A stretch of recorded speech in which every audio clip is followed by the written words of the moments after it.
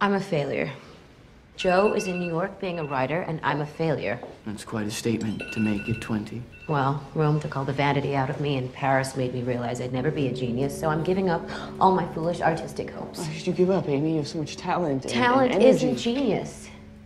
And no amount of energy can make it so. I want to be great or nothing, and I will not be some commonplace dauber, and I don't intend to try anymore.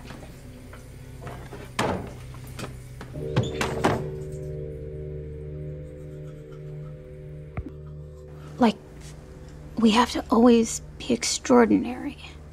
But somehow we're always doing it wrong.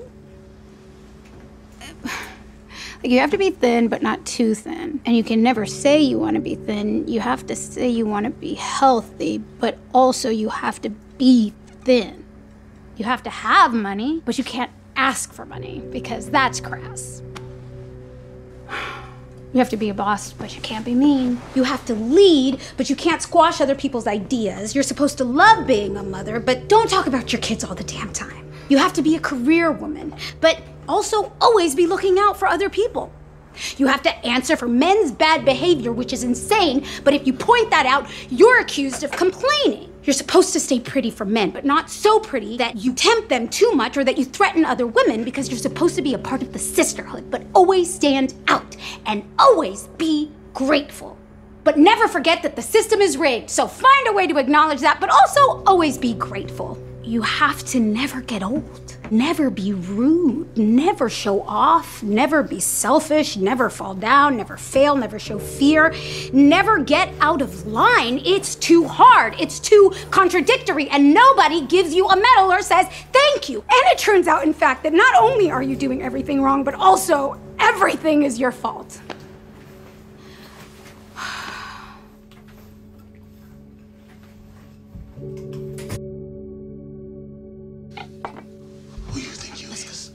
You can't curse nobody. Look at you. You're black, you're poor, you're ugly, you're a woman, you're nothing at all.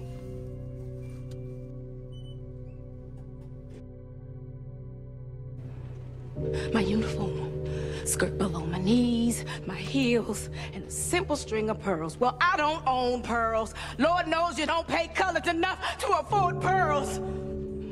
And I work like a dog, day and night, living off of coffee from a pot none of you want to touch.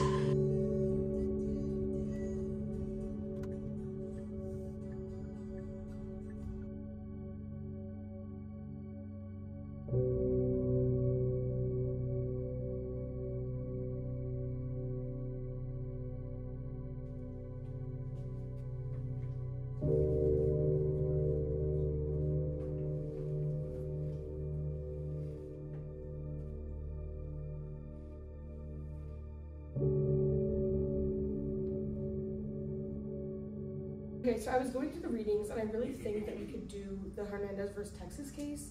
I was doing some reading on it, and it was like, Whoa. That's a great idea. And we should do that, but how about you let me be in charge of where the work goes? Since you seem to already have an understanding of the background and, you're a woman of color, maybe you can get into the context and the history of the case.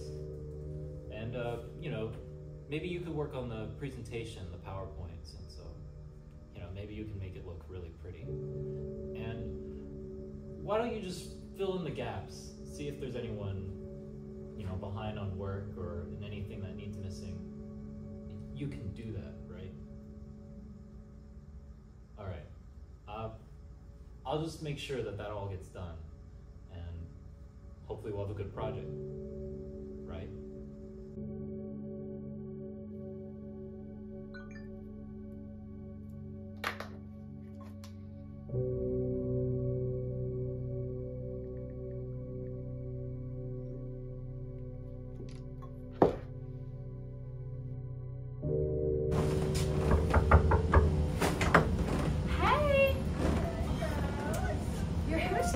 Again. We gotta fix that. Growing up in a diverse city and going to public schools, I encountered people of various ethnicities and races. I became best friends with another Puerto Rican girl in my elementary school and was mesmerized by her ability to speak Spanish. Her parents taught her how to speak it since they were babies, and it was a norm in their household to speak in both English and Spanish. I remember being incredibly jealous, wishing I knew Spanish like her. It seemed so cool to know your family's native language. Since I didn't speak it, I felt like I wasn't Hispanic enough. On the other hand, I was close friends with some white people who didn't call their aunts and uncles Theo and Titi or eat the food my family did on holidays. So was I not white either? Since I didn't speak Spanish or have as many cultural experiences as my Puerto Rican friends, I started to perceive myself to be white. I never experienced hateful rhetoric that was a result of my racial identity. Looking back, I endured many hateful comments based on my appearance that results from my heritage. I was made fun of by people who I thought were my friends for my unibrow and hairy face, a common trait among people of Hispanic descent. I found this shocking because not only did I call these girls my friends, they were also girls of color, including other Hispanic girls. I was even called a monkey when walking into my middle school cafeteria because of my hairy arms. I grew up thinking I was white passing, but these comments made me realize that people around me did acknowledge my ethnic features, but decided to use them as a tool to bully.